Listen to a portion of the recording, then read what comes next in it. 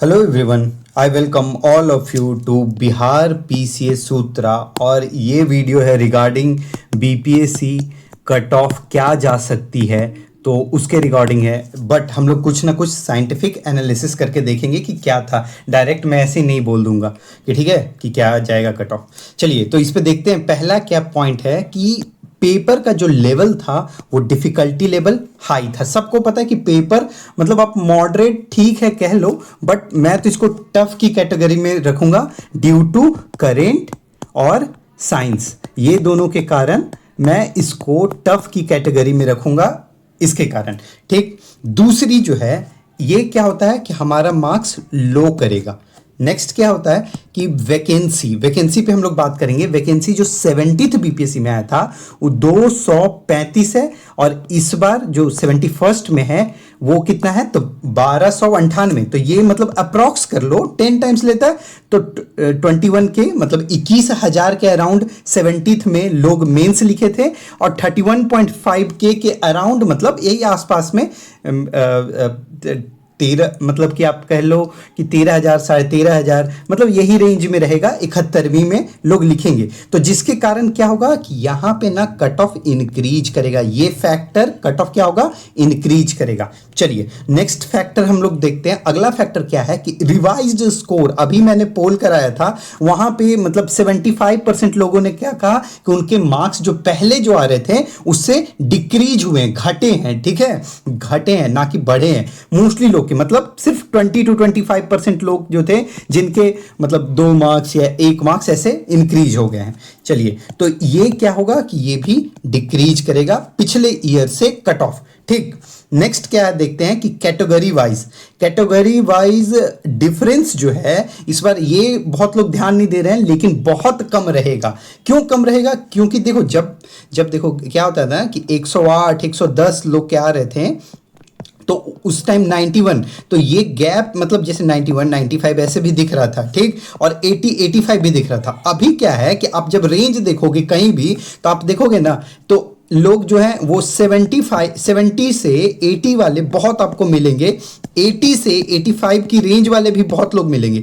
तो यही में लोग फंसे हुए हैं। 90 प्लस ना के बराबर मतलब बहुत कम लोग हैं, होंगे मतलब 100 प्लस भी कोई ना कोई तो होगा ही होगा, लेकिन एग्जैक्ट अगर कहा जाए तो 100 प्लस वाले गिनती पे मतलब हाथ पे आप गिन सकते हो ऐसे, मतलब बहुत होंगे तो 100 लोग होंगे। इससे ज़्यादा मुझे नहीं लगता है कि 100 या 150 बहुत हो गए। इतने ज़्यादा लोग नहीं होंगे जो 100 प्लस अगर स्कोर के होंगे। हाँ, 90 वाले जो रहेंगे 90 प्लस, तो उनका नंबर मैं तब भी मान सकता हूं कि मतलब 1000 के अराउंड या समथिंग लाइक दैट अगर चला गया तो ये दिखेंगे। बट जो मोस्टली लोग हैं वो क्या लाइक कर रहे हैं, वो 70 से 85 वाली जो रेंज है ना, इसी में अधिकतर लोग हैं, इसी में अधिकतर लोग हैं। तो चलिए ठीक है, ये पोर्शन भी हम देख लिए। अगले पोर्शन पे करते हैं। क्या होगा कि कैटेगरी वाइज जो कट ऑफ होगा, जैसे क्या हुआ था कि पिछला बार जो लास्ट ईयर का आप देखोगे कि जनरल का कट ऑफ और जो ओबीसी है, चाहे ईबीसी है, चाहे ईडब्ल्यूएस है, उनके बीच में अच्छा खासा गैप था। मतलब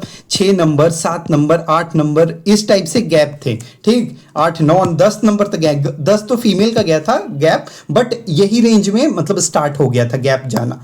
चलिए ठीक है, तो इस बार थोड़ा वो डिक्रीज होगा, ये बात आप ध्यान रखना।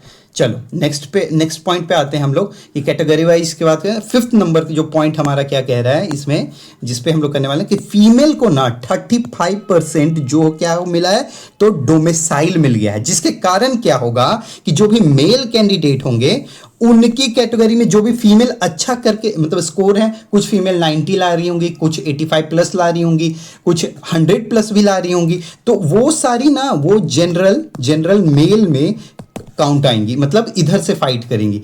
तो ये क्या होगा कि ऑलरेडी जो मेल का जो कट ऑफ था जो पिछली बार आपको देखने को मिल रहा था उसमें भी बढ़ोतरी हो सकता है, उसमें भी बढ़ोतरी हो सकता है। तो ये अगला पॉइंट है। नेक्स्ट क्या है कि क्वेश्चन देखो, अभी जो बीपीएससी ने जो आंसर की जो रिलीज किया है, आप देखो चाहो ना तो 21 से शायद 26 या 27 तक की डेट है कि आप कंप्लेन फाइल कर सकते हो। 250 रुपीज लगेंगे उस पर क्वेश्चन।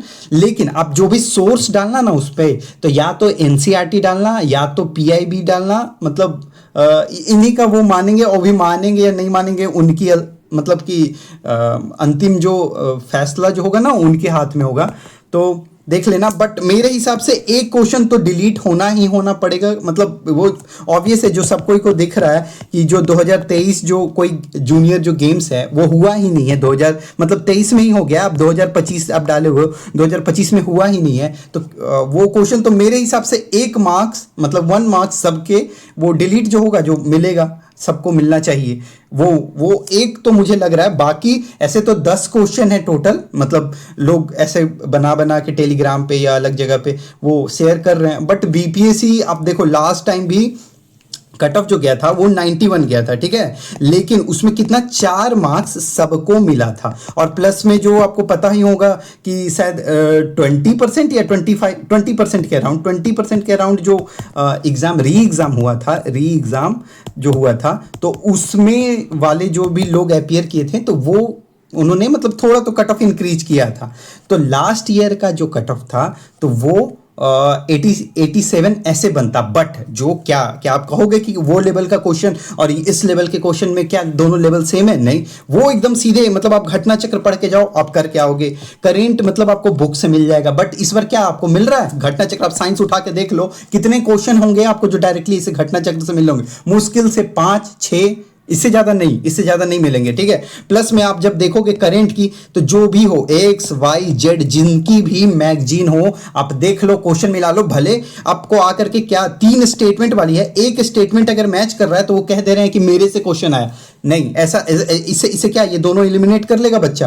क्या जरूरी है? नहीं, तो आप वो भी नहीं कह सकते। मतलब कि 15 क्वेश्चन मैक्स बोल रहा हूं मैं, कि किसी भी मैगजीन से डायरेक्ट अगर लड़ के आया होगा क्वेश्चन तो 15 मैक्स होगा, मुझे तो उस पर भी डाउट है, ठीक। तो अब कट ऑफ की बात करते हैं। कट ऑफ देखो ऑब्वियस है कि घटेगा, मतलब जो भी मेंस वाले जो ग्रुप में हैं या फिर जो लोग हर बार जो देते हैं उनसे भी मेरा जो ग्रुप सर्कल है उसमें जो लोग मेंस वाले सब लोग हैं, तो उसमें भी मैंने बात की, लोग के मार्क्स घटे हैं, सबके घटे हैं, लोग के मार्क्स में दिक्कत आया। तो मेरे हिसाब से जो कट ऑफ जो जाएगा, जो जा सकता है, मे बी इससे कम चल जाए, क्योंकि मेरे पास बहुत कम सैंपल है लोगों का, जो मैंने बहुत सारा ऐसे नेट पे देखा 10,000 पर 10,000 लोग, वो उसे पता नहीं चलता है कि एग्जैक्ट क्या जाएगा। तो मेरे हिसाब से जो जनरल हैं, जो मेल हैं, उनका कट ऑफ देखो, जो भी मैं बताऊंगा ना उसमें +-2, मतलब जैसे 83 मैं मेल का बोल रहा हूं, तो ये जो रेंज है वो 81 से 85। और आप सबको, मतलब देखो मैं तो कहूंगा 80+ वाले भी तैयारी करें, ठीक है।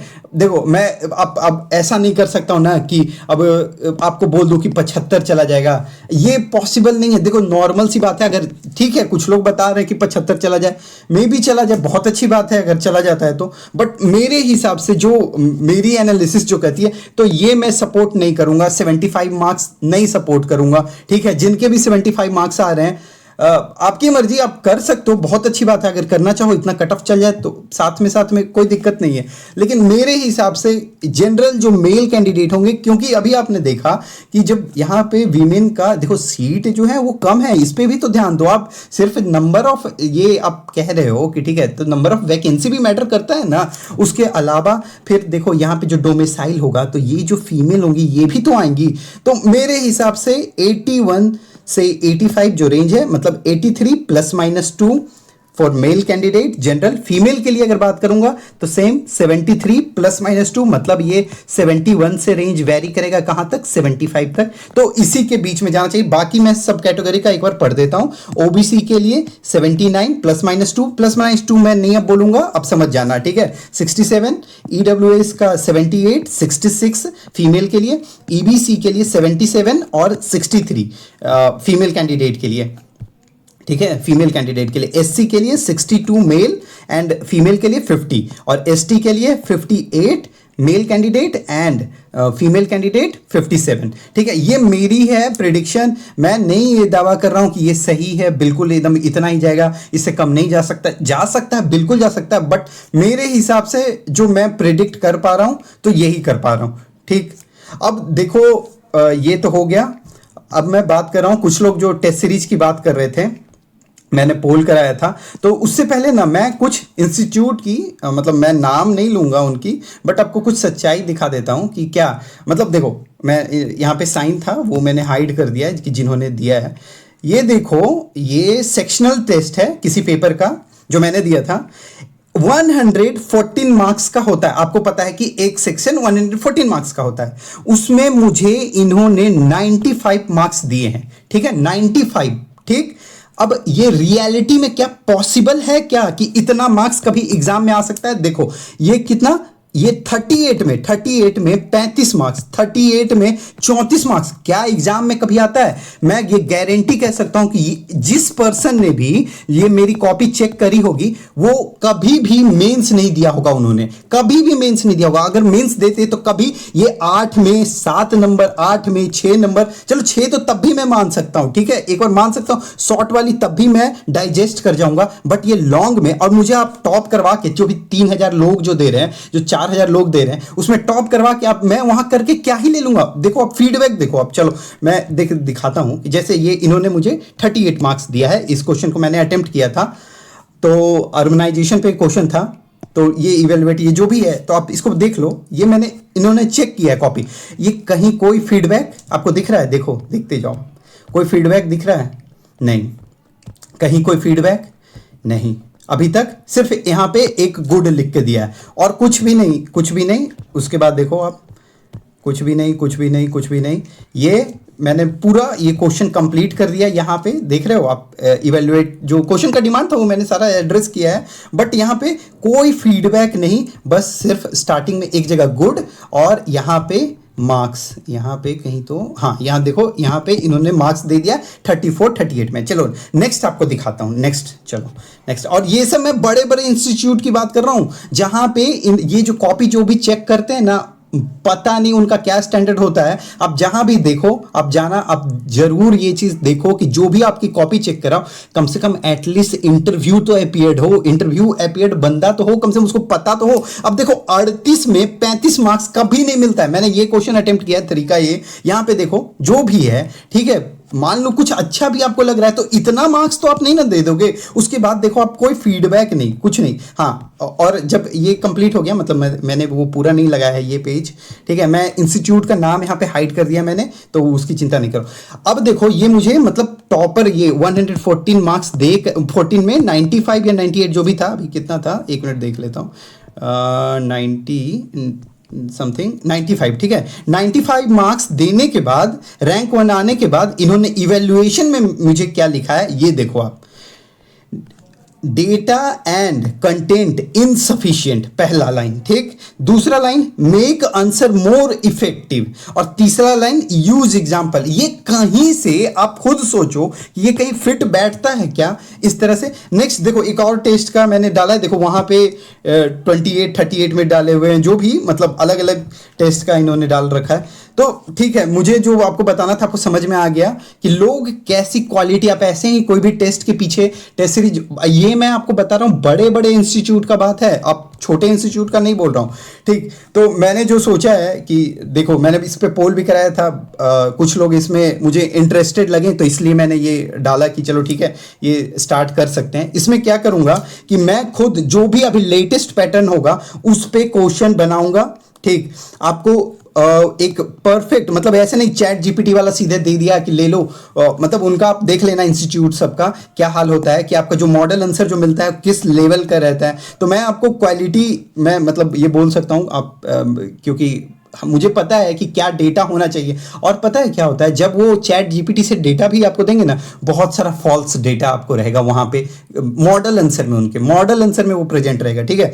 उसके बाद जो भी टेस्ट होगा उसका मैं एक वीडियो सॉल्यूशन मतलब दे दूंगा, ठीक है, कि कैसे आपको उस पेपर को अप्रोच करना चाहिए। तो इसमें मैंने क्या रखा है कि मैंने रैंडम नहीं रखा है। देखो अभी टाइम, क्योंकि अभी सब लोग स्टार्ट करेंगे तो थोड़ा टाइम चाहिए, तो मैंने इसलिए 3 अक्टूबर से रखा है, जिसमें 7 सेक्शनल आपके टेस्ट होंगे और 2 फुल लेंथ टेस्ट मैं लूंगा, जिसमें पहला मैंने आर्ट एंड कल्चर प्लस मैं इसमें और भी जो मॉडर्न एजुकेशन है ये सब ऐड कर दूंगा। मैं सिलेबस ना, देखो आपको जो भी टेस्ट होगा तो उसके एक वीक पहले आपको दे दिया जाएगा टॉपिक कि इस टॉपिक में से आपका टेस्ट होगा। तो इसलिए मैंने आर्ट एंड कल्चर, उसका मॉडर्न हिस्ट्री डीआई का रखा है, फिर पॉलिटी, उसके बाद इकोनॉमी और ज्योग्राफी का अलग अलग रखा है क्योंकि ये बहुत बड़ा पोर्शन है तो इसलिए अलग रखा है। साइंस प्लस में फुल लेंथ जो भी होंगे GS1 और GS2।